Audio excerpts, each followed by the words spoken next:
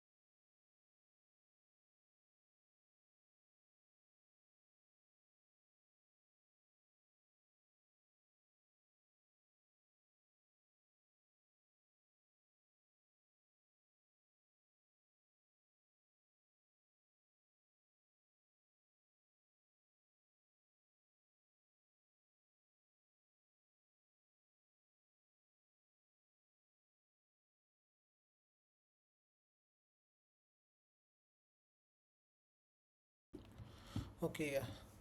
So we can continue now. The question is this. Okay, we need to split this array into two parts so that the dominant element remains same in both of them. So what we can do here is, firstly, let's find the dominant element.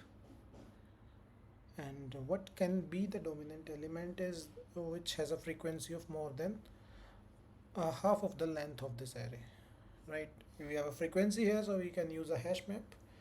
So what we can do with that hash map now is that let's let's let's firstly find out the frequency of all the elements. So let's take a map. So vector, not vector, it will be an ordered map, int mp, and for int I of this nums, mp of I plus plus. Now see, one thing is clear.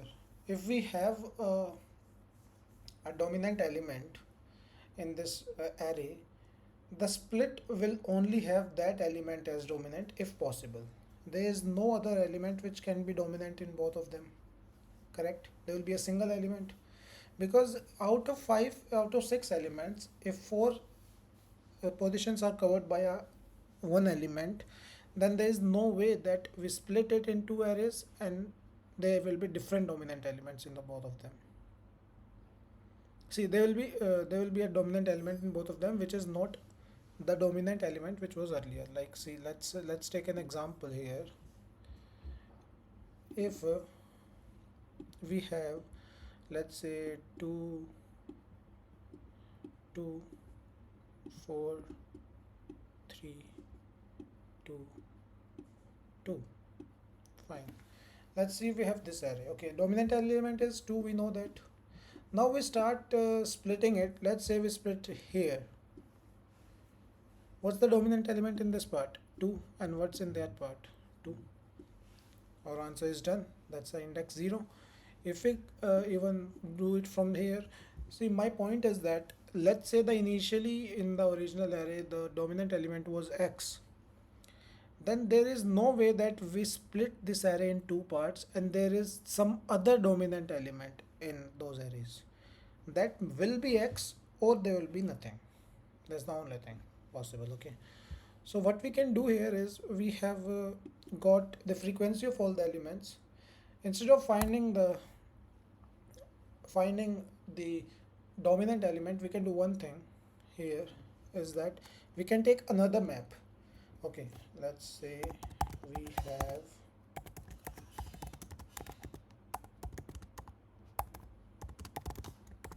mp and let's say 2. Okay, this map has all the elements covered and this has nothing covered as of now. As we move from left to right in this array, we will remove that element from this map and add this in this map. So what it will do is that we will have frequency maps, like hash maps, for both the partitions. We will try to find the partition by iterating this array one by one, and whenever we find one we will return it. So how we will check that is simple, that for int I 0 to I less than n minus 1. Okay, this is the condition given here, and I plus plus. Fine. Now we will, if we and now every time we will have a partition at I. Okay, if I is the partition, then we have to remove nums I from the first map and we will add nums I to the second map. Now after this, if in both the maps suggests both the partitions, if in both the partitions we have this ith element as the dominant, then this is the dominant element, this is the partition. So what we can do here is we'll give a if condition. If mp1 of mp of nums I in the map, means in the right partition, if nums I, frequency of nums I is greater than the size of the right hand side partition. What is the size of it? It will be nums dot size minus I plus 1. Correct? If size is 5, we are at 1, that will be 4. Like 5 minus 0 minus 1. Okay, minus 1 it will be minus 1 by 2, at least more than the half of the size. And second condition will be similar to this, that is mp2 of nums I in the left partition. Nums I should be the dominant element and it should be greater than, size will be I plus 1 by 2. If both these conditions are true, then we can just return I, else we'll do nothing, and if nothing happens, we got no answer, then we will return minus 1. And I think this should be fine. I see no problem with this. N minus, okay, there is no n, so we will do this. You can run it now. Yeah, it's accepted, and if we submit this, yeah, perfect.